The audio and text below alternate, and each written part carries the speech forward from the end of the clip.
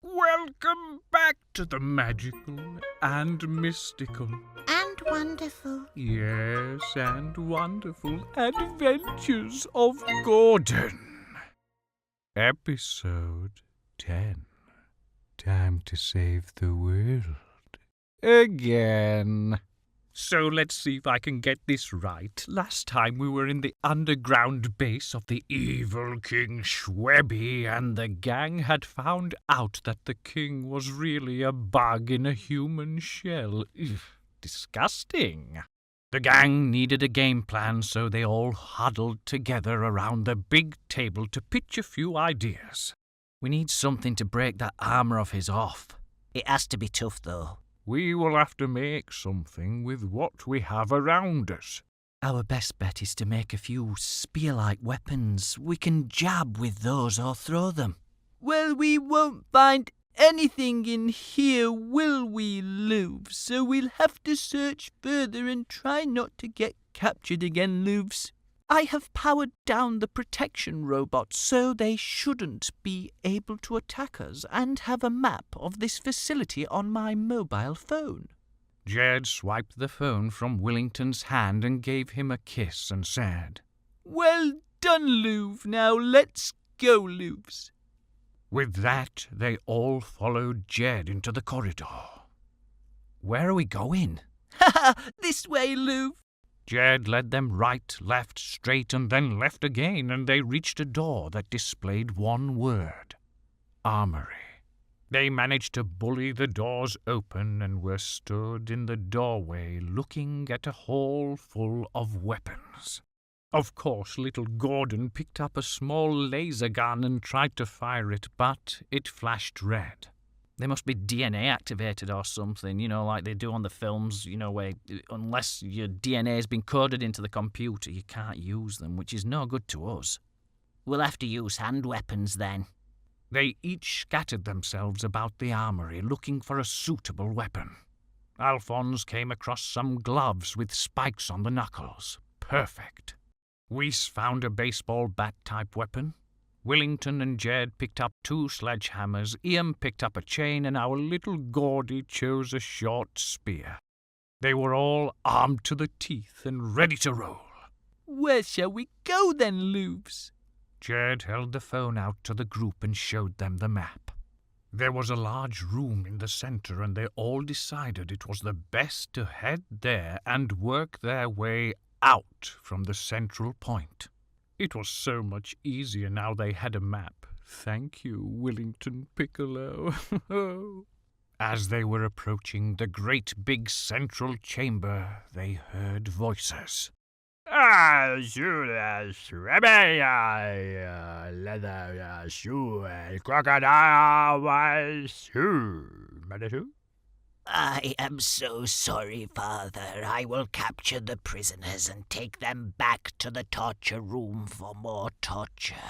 I honestly believed that their champion would have fallen like all of the others did before.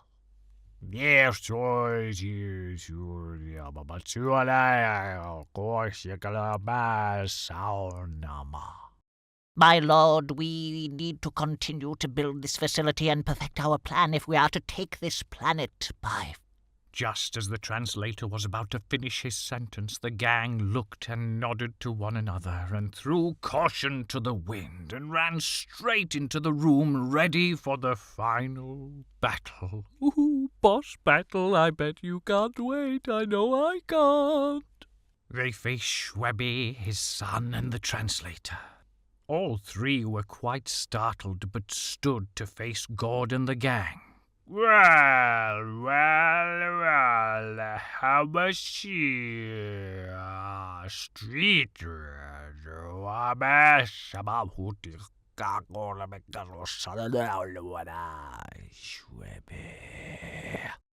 My great king says you have proven yourselves as worthy adversaries, and if you stop now, you will be rewarded and may become champions of the king's new world, and there you will receive riches beyond your wildest dreams and a place to live. He is offering you a once-in-a-lifetime chance of immortality to be worshipped like gods and to live freely. But if you refuse, you will face extinction. All of your family will be hunted down and killed, along with yourselves, as you watch. So, my king says, what will it be? Freedom or death? Well, I don't know about you guys, but I'm sick of hearing about all this and tired of this joke of a king. It's bug squishing time. Charge! They all shot off towards the king with adrenaline surging through their every move. The translator pushed a button on the wall and expected robots to appear, but Willington had disabled them earlier. His face was a picture. King Schwebbie's son stepped forward and was about to attack when Alfonze slid in front of him. Round 2, eh? Alfonze wasn't messing about this time. He punched Schwebbie's son with an almighty right hand, which again sent him to the floor. He was out cold. The translator began to run for the door in the back and shot off screaming in sheer terror. It was just the king now. Schwebbie brushed himself off and pushed a button on his arm, and the moment he did, the human skin suit he was wearing fell off, revealing a massive bug with 6 legs and 8 eyes. It was Schwebbie in his true form. Immediately, Schwebbie scurried across the room and thrust one of the legs through Willington Piccolo's shoulder, which sent him to the ground, screaming. Alfonze leaped into action, dodging the leg and tried punching the body, but it was like hitting a wall. Everyone tried to use their weapons but couldn't get a clean shot as the king moved extremely fast. Jed dragged Willington to one side and he beckoned her close with his hand and wanted to speak. I know what we have to do. I was playing a game recently and they killed the monster with its own weapons. Stab him with what he stabbed me. Oh. Willington passed out through the pain. Good idea, Louv. Rest, Louv. Jed shot to Gordon and shouted Iam over while Alfonze and Weiss distracted the king. We need to use his spiky legs, Louv, to stab him, Louvs. But how? I don't know, Louv, but we have to figure it out, Louvs. I know. We can use this chain. We need to trip him up and then get to the body and dodge his attack so hopefully he strikes himself. It's all we have. So Gord grabbed this end of the chain while I grab the other end and Jed distract him with Weiss and Dad. Me and Gord will tie his legs up, leaving one free so he thinks he has a chance. Got it? Iam and Gordon nodded at each other and took hold of the chain and rushed into the fray. They weaved through his legs and managed to get all but one, which tripped Schwebbie up, sending him hurtling to the ground. When he was there, Gord jumped onto his body and was about to make his way to the stomach when the leg with lightning-like speed shot at Gordon. Oh no. He simply wasn't fast enough to dodge it, but unbeknownst to Gord, Iam had anticipated the strike and leapt, pushing Gordon out of the way. But unfortunately, it was to Iam's detriment as the strike went straight through his arm and cut it clean off. On its way through, it also chopped off one of the tied-up legs too. Schwebbie gave an ungodly shriek when the leg got severed off. The strike wasn't enough to take the king down and had only chopped off one of his legs. Iam was out of the fight for sure and laid motionless on the ground. Without a second thought, Jed dragged him across the room to where Willington was. Jed was crying and took Willington's phone whilst dodging into the corridor. Gord, Weeser, and Alfonze didn't know where she went, but were too busy to go after her. The king, after much struggle, wiggled his way out of the chains, and although he had lost a leg, didn't seem any less dangerous at all. He gave out a huge roar in frustration and seemed even more powerful than before.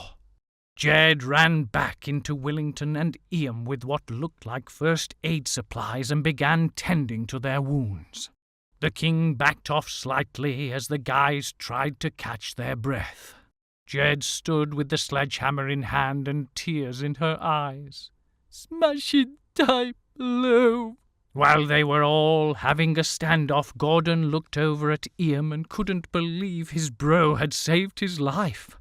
Willington came around and stood up and stared at the king. It was do or die now, and the gang were ready to fight. The battle commenced once again, with Schwebbie's legs flying all over the place, trying to kill the family. They were all doing a phenomenal job evading his attacks, but needed this to end before they were in serious trouble. Jed grabbed the chain and beckoned Gordon over once again. Right, little Louv, I need you to climb up the wall, Louv, to that hook on the ceiling, Louv, and put this chain on it, and I will do the rest, my Louv. Gord didn't have a clue but nodded and began scrambling up the wall with the chain as fast as his little body could muster, while Jed joined the others to distract Schwebbie. He reached the hook which was on the ceiling and hooked the chain over it. Jed crossed to Alfonze and whispered something into his ear, to which he nodded. The chain was now dangling above the battlefield. What happened next was magnificently amazing, and if filmed in a live-action Hollywood-style film, it would give you goosebumps. Harnessing the great emotional energy from watching her husband and brother be wounded and thinking they could possibly die, Jed ran through the battle, leaving Alfonze, Gord, and Weiss to distract Schwebbie, and picked up the leg that had been broken off and put it under her arm. She obviously knew what she was about to do and proceeded with precision and speed. Jed, with Schwebbie's leg under her arm, grabbed the chain and started to run along the wall, gaining momentum fast. She then elegantly skimmed the wall with her fast feet, and when she gained enough speed, she launched for Schwebbie's body and plunged the leg into the armored stomach, sending the king backwards as he took the blow. Jed fell to the ground as the king stumbled backwards. Taking no chances, the group grabbed the leg protruding from Schwebbie's abdomen and pushed him back with all their might until he got to the wall, and they plunged the leg right through him. All movement stopped. He had finally, once and for all, been defeated. Yaha! Ah, what a magnificent battle, and well done, gang, for giving it 100%. That was some pretty epic teamwork right there. The family drew in deep breaths as they were all knackered and, tired, and glad Schwebbie had finally fallen. Then they looked at the corpse of their fallen foe and noticed something coming from the hole in the abdomen. It was a small bug that scurried out. It began to run for the door, trying to escape. No, you don't. No getting away this time. Weeser plucked a dog poop bag out of her pocket and scooped up the excuse me, no swearing. Let's keep it real. The bug king, and tied a knot in the top. The gang rejoiced, and then they remembered Willington and Ian needed some medical assistance, so they escorted them to the facility's medical lab. There were beds there where they put Ian and Willington.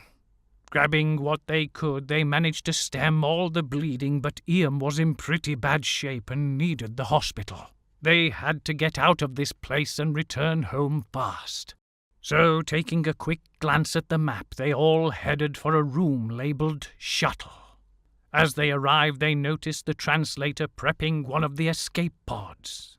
Please place hand here for authorization. The translator placed his hand on the square and a door opened and he was about to get in and escape when Alfonze grabbed him by the collar.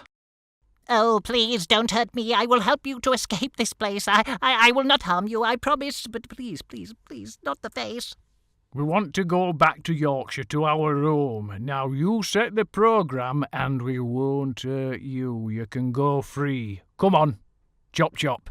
The translator nodded and set the coordinates and the pod booted up. Alfonze then picked up the translator and tossed him out of the pod. The gang all sat down, relieved to finally be going home. Transportation initiation sequence initiated. Take off in 5, 4, 3, 2, 1. The pod shot off into the air at tremendous speed, and as soon as it reached the dome lid, the doors opened and let them pass through. Gord looked at the poop bag with the king inside. What shall we do with this? Give him to Peter Parker. Oh yeah, okay. The pod shot off and didn't take long to get back to their hometown. It touched down and they all got out, and as soon as they did, the pod shot off again. Jed and Weiss took Ian and Willington to the hospital to get them looked after. Alfonze walked with Gordon and took him home to his house on the hill where Polly and Mildred awaited. Waving bye to Alfonze, Gordon didn't speak a word, which was quite rare for him, and dragged his weary self upstairs to his room, collapsed on the bed, and slept for 12 hours. Upon rising without Polly disturbing him, she had finally learned, he decided to go and get a shower and something to eat. I mean, he did deserve it. After all, he had just saved the world. Oh, yes, and with the assistance of his family, of course. As he was tucking into some cereal, Weiss walked in through the door, and she looked a little bit sad. Gordon dropped his cereal spoon and went straight over to her. What's wrong? After a brief pause, a smile widened Weiss's face. Nothing. Everything's okay, you little diddly derp. I was just messing. How's Ian? Well, he will have to be in hospital for a while and needs a prosthetic arm, but he's okay, and Willington is fine too. Here, for Peter Parker, as promised. Weiss held out the poo bag with the king bug inside. Gordon took it and smiled. He raced upstairs to his room as fast as he could and opened the bag curiously and cautiously. The king, of course, was trying to get out, so Gord scrunched the top of the bag closed. He then walked over to a glass cage on his bedroom side table that housed Gordon's tarantula, Peter Parker. He opened the lid and tossed the king inside. King Schwebbie, meet Peter Parker. Peter Parker, meet your dinner. I do love a happy ending, don't you? A fitting end to the Tyrant King and a victory for Gord and the gang. Ooh-hoo-hoo.